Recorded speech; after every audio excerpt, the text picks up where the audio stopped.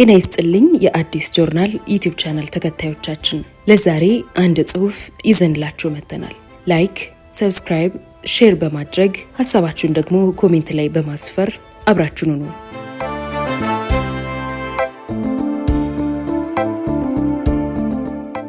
ቆይታ ከሻምበል ፍቅረ ስላሴ ወግደረስ ጋር ከሳሌም መጽሔት ግንቦት 1985 እትም የተወሰደ።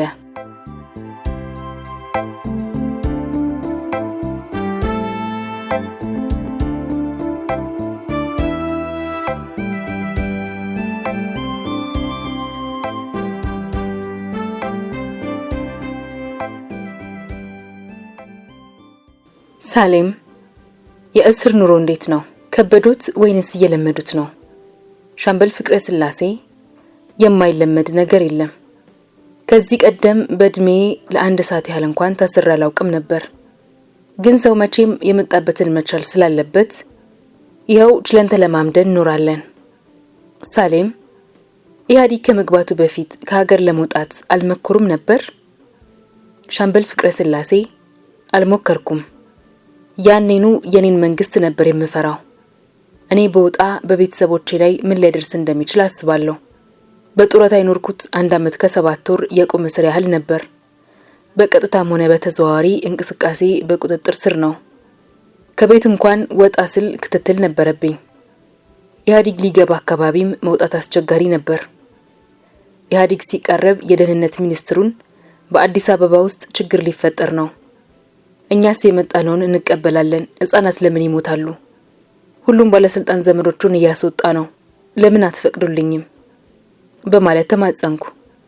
ፕሬዝዳንቱ ባይፈቅዱም ሰውዬው እሺ ይውጡ ብሎ ፈቀደልኝ።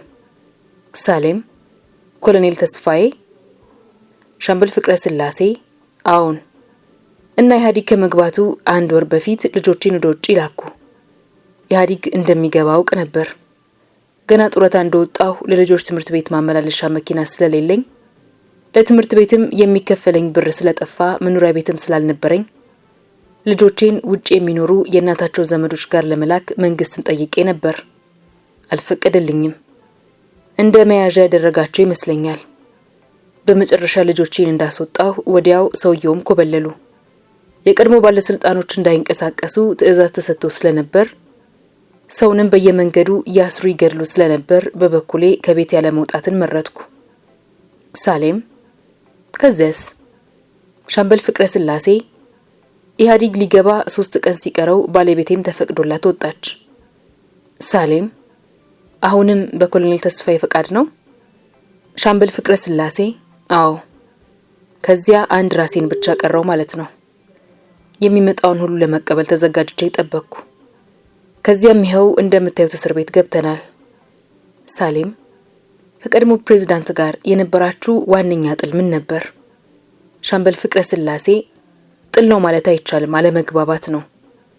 በመጨረሻ ለጡረታ ያበቃኝ ግን ጥቅምት 25 1982 የተደረገ አንድ ስብሰባ ነው። የስብሰባው ዓላማ ወታደር ምልመላ ነው።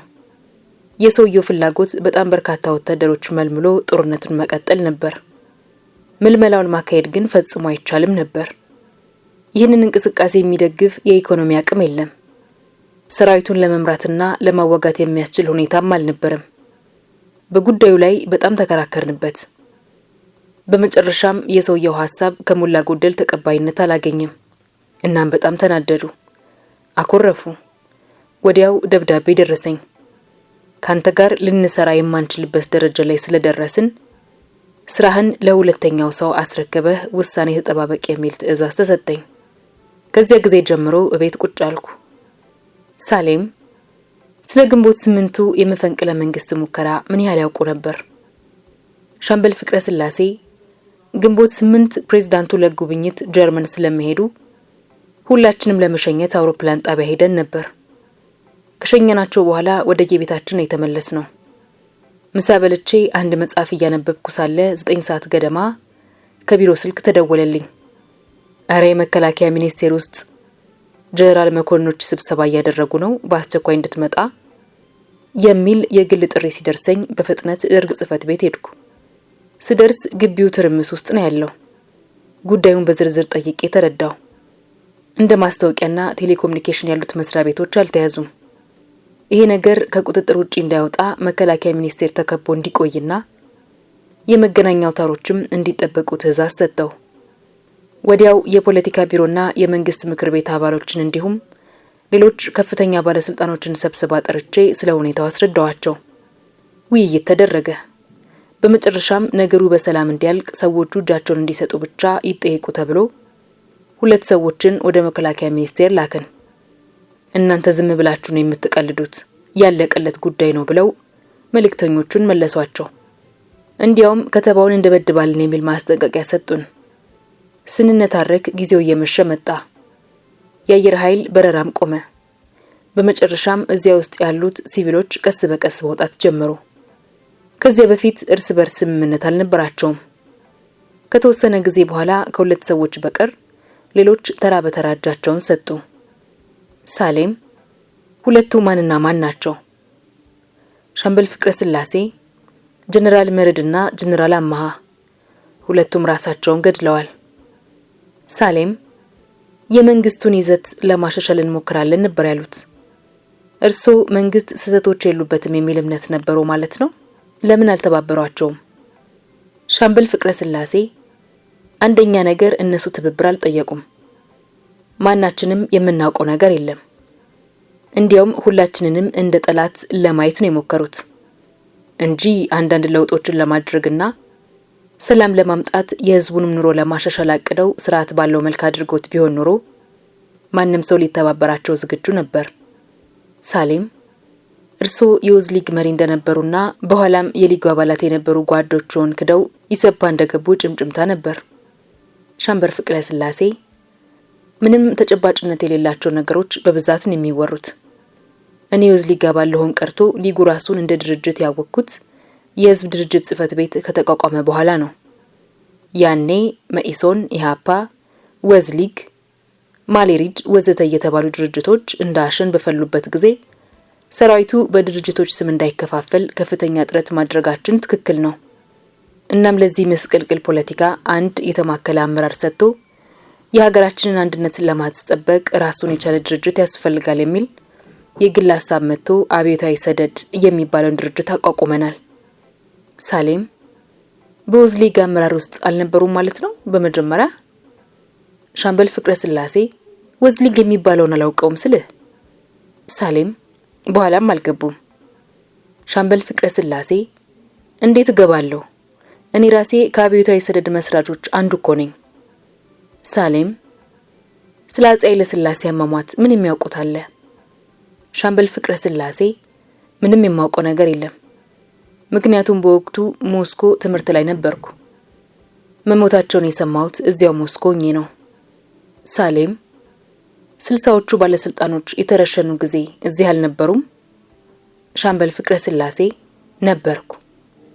ሳሌም፣ እየፈረማችሁ ነው የሞት ቅጣት የወሰናችሁባቸው ይባላል። እርሶ ፈርመዋል? ሻምበል ፍቅረ ስላሴ፣ አልፈረምኩም። ፊርማ የሚባል ነገር አልነበረም።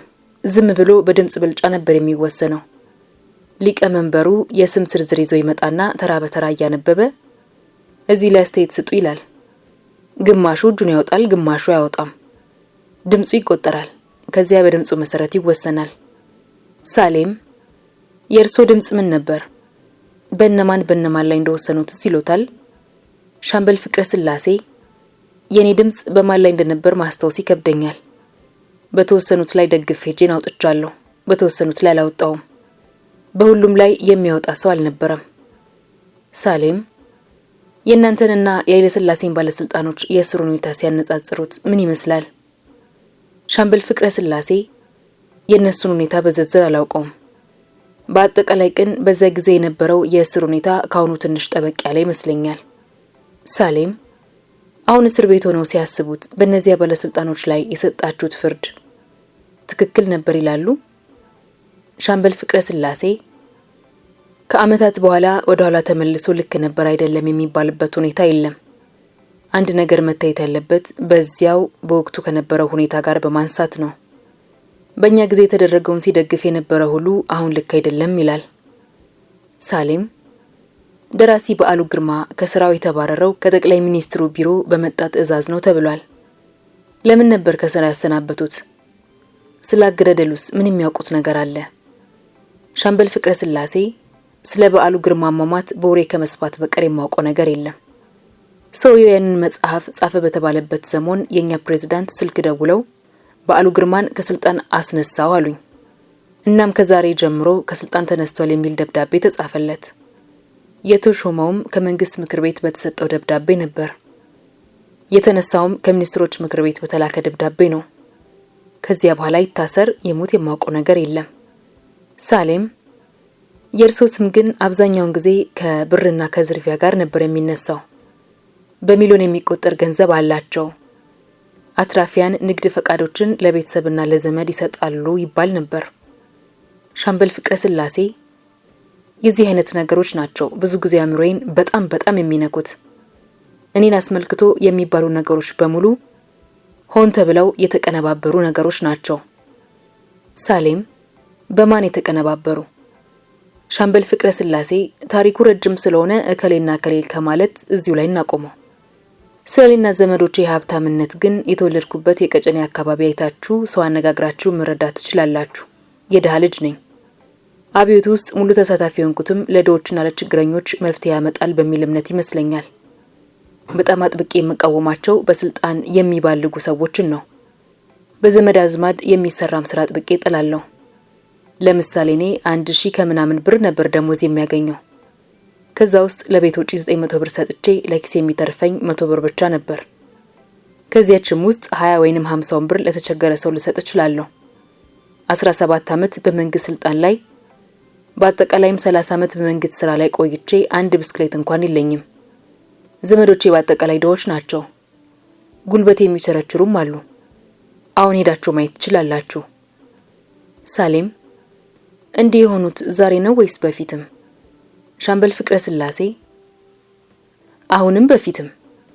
የኔ እህት የሚያሳክመት አታ በቅርብ ሞታለች።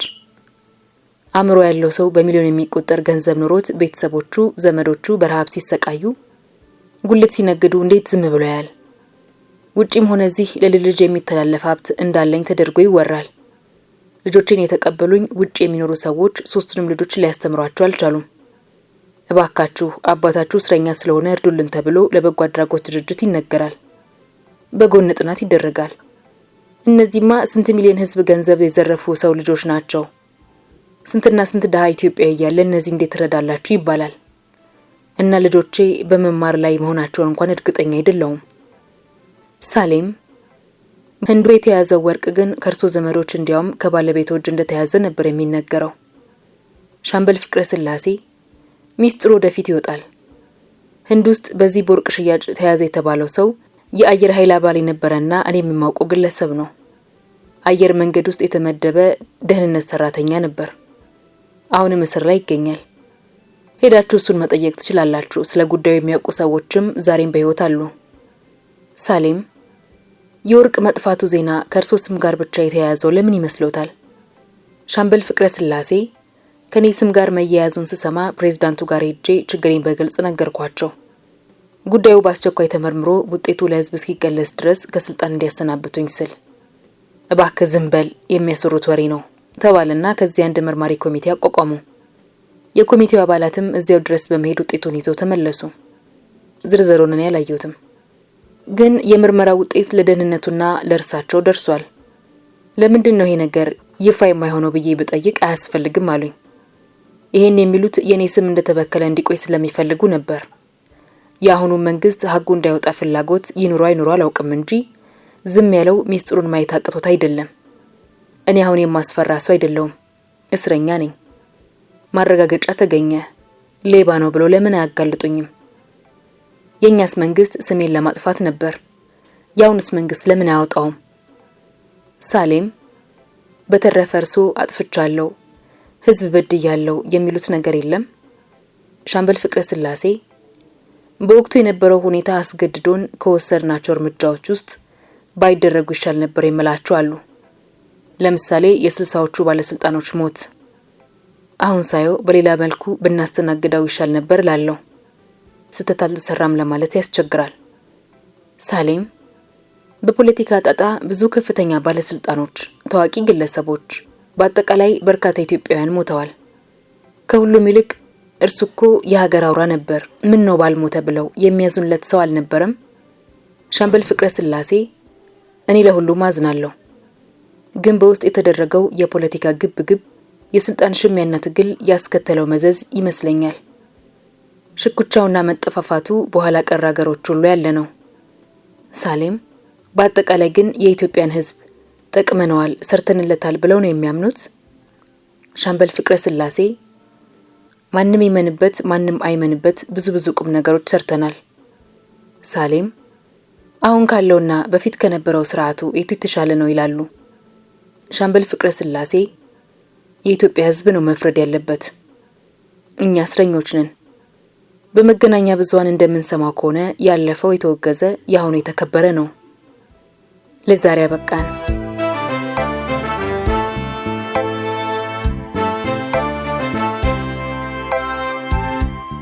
የዛሬ ታሪካችን እንዴት ነበር? ከወደዳችሁት ላይክ አድርጉ። ሐሳባችሁን ኮሜንት ላይ አስቀምጡልን። ሰብስክራይብ ማድረጋችሁንም እንዳትረሱ።